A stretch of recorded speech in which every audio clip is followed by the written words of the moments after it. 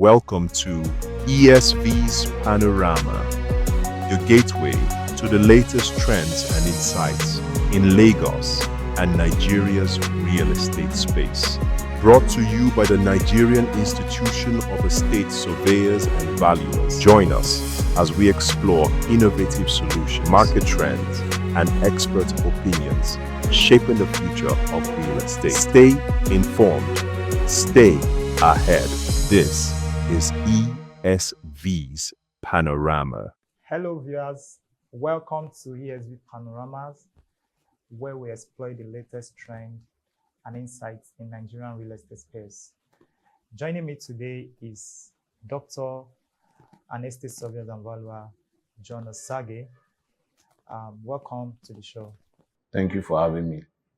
So it's such a great pleasure to have you, Dr. Osage, on the show today. And like I mentioned earlier, we'll be discussing around housing market dynamics. And Dr. Osage is an expert when it comes to housing.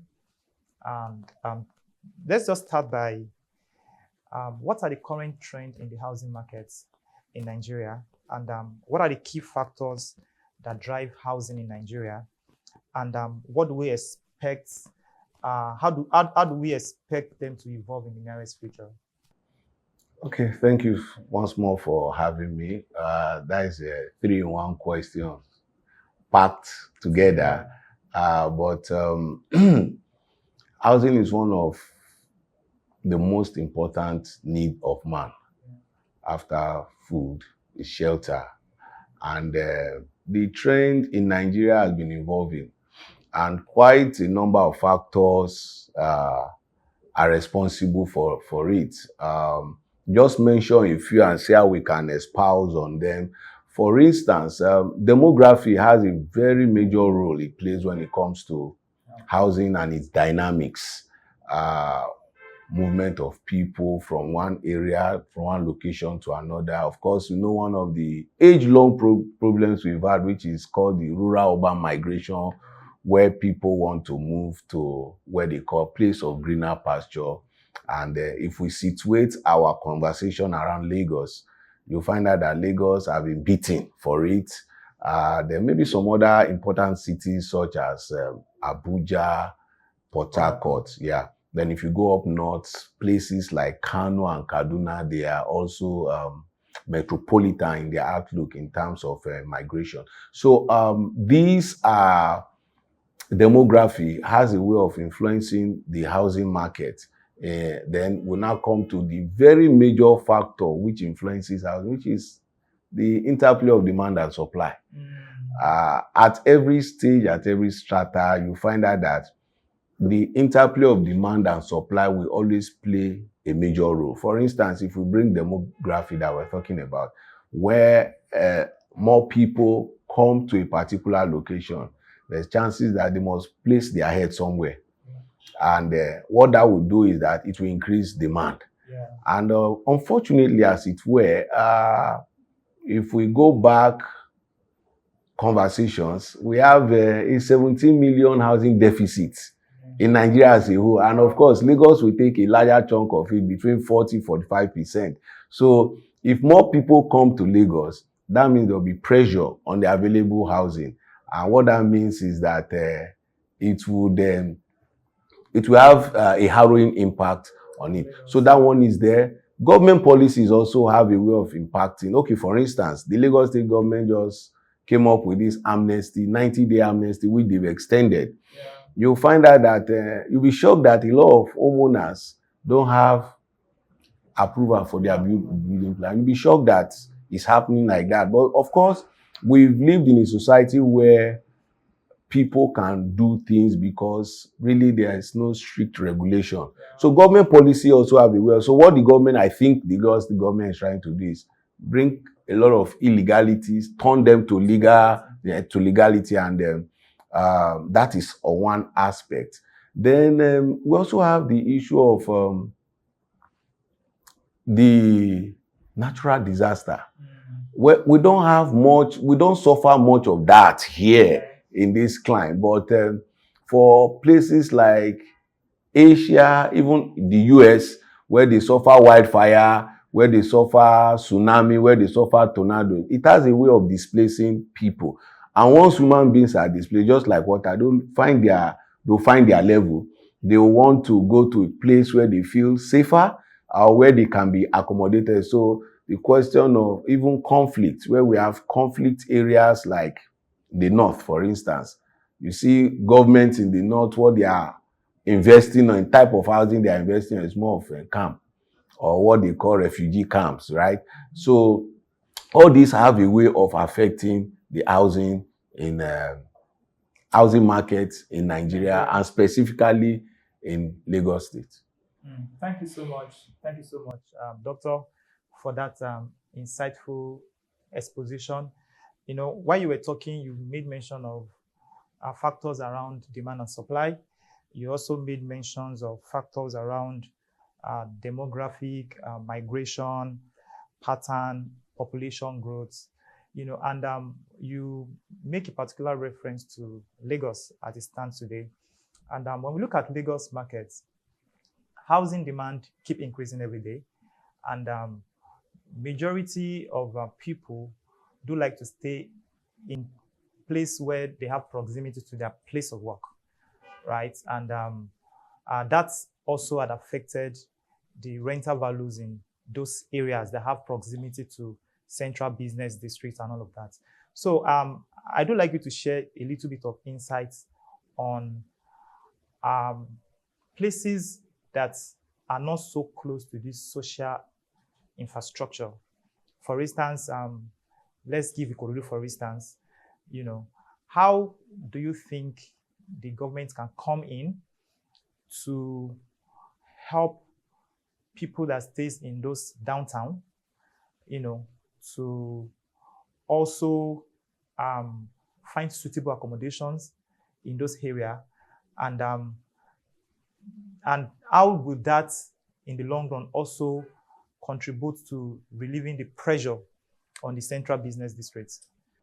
Okay, thank you very much. If we follow various theories that have been propounded over time that has to do with housing, settlement, and likes, like if we follow the popular concentric ring circle, where the CBD is at the core and it just spirals down to the suburban area, where a lot of people eventually, over time, we've seen it as a place where that is meant for retirees, right?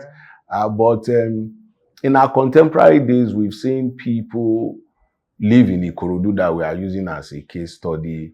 People living in as far as Igondo, Badagry, working on the island. Now, if you go to countries like the United Kingdom, you'll find out that people travel for 1 hour, 1 hour, 30 minutes to their place of work. They live in suburban area and they work in the city center.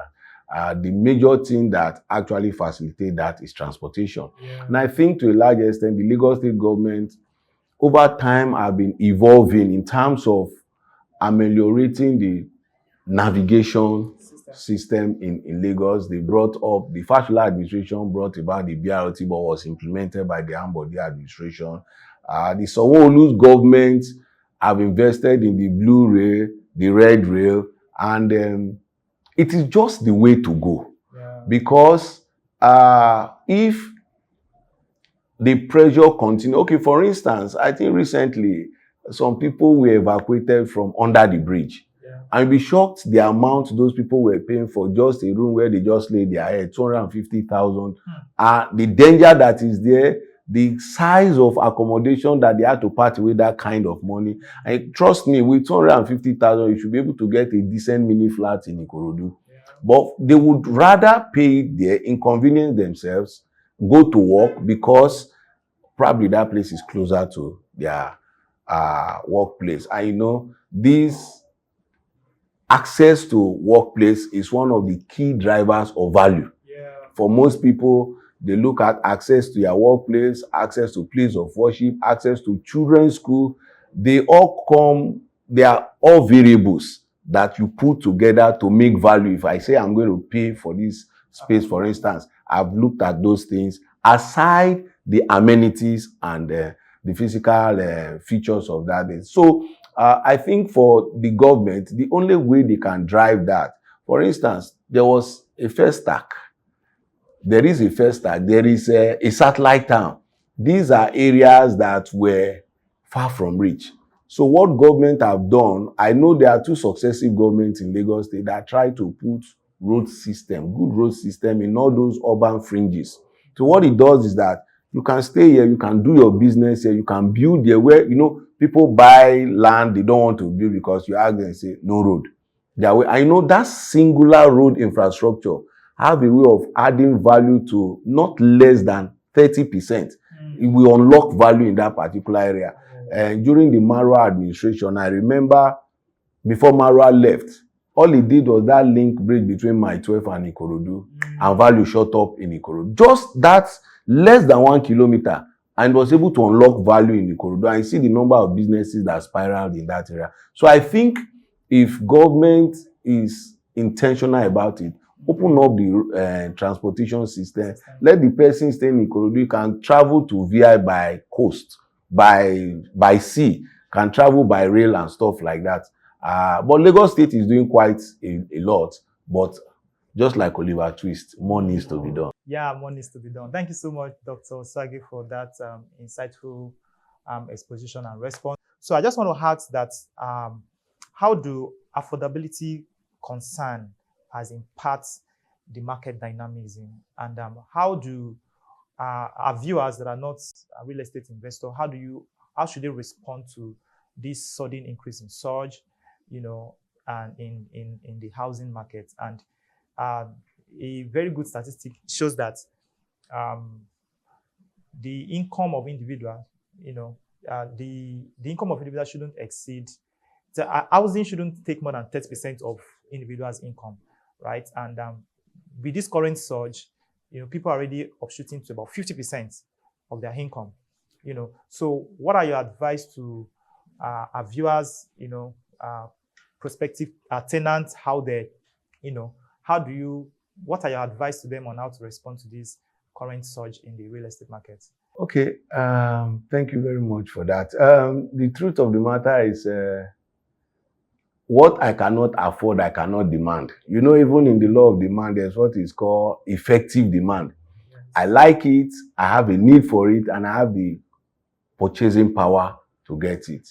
If I cannot stay, for instance, I would have loved to stay in Ikoyi, but I know I don't have that bargaining power, purchasing power to stay in Ikoyi. So I have to look for an area where my income can take. Yes, the 30% disposable income, which the United Nations have stipulated, it has never worked in Nigeria. Let's call a spade a spade. It has never worked in Lagos. And I think part of the problem, which I know government also have consciously been trying to, I think from the Fashola government here in Lagos, has to do with the way renters are collected by landlords. They collect in advance, which is the direct opposite of what we see in Sena Climb. You stay for 1 month, you pay on a monthly basis. You know what your monthly income is. You know what your 30% can afford. Now, it doesn't work like that in Lagos. And I think it has become a cultural thing that for a lot of people, they rather just pay this thing up front and forget about it for another 1 year before making that payment. So for this surge, the surge is expected because that is where government policy also comes to play. The mere removal of subsidy have affected everybody. And of course, if I have a property and it's for investment purpose, it should be able to stand the test of time. Yeah. And it should be able to edge against inflation. So we have an inflationary rate of over 35% as released by MBS. So for most property owners, my property should be, income from my property should be able to take care of my expenses. So if landlords are asking for more, it behooves me as a renter to look for a place that my income can afford. But thank God, like I said, the Lagos State government is doing quite a lot, but more can still be done for ease of movement and cost of transportation, which is also one equally burden on renters. So my advice to them is just look for a place that suits your income, and we are fine with it. Thank you, Dr. Osage, for sharing your expertise on housing market dynamism. Thanks to our listener for staying tuned to this show. We hope to see you next time on ESV Panorama. Thank you very much, and do have a great day.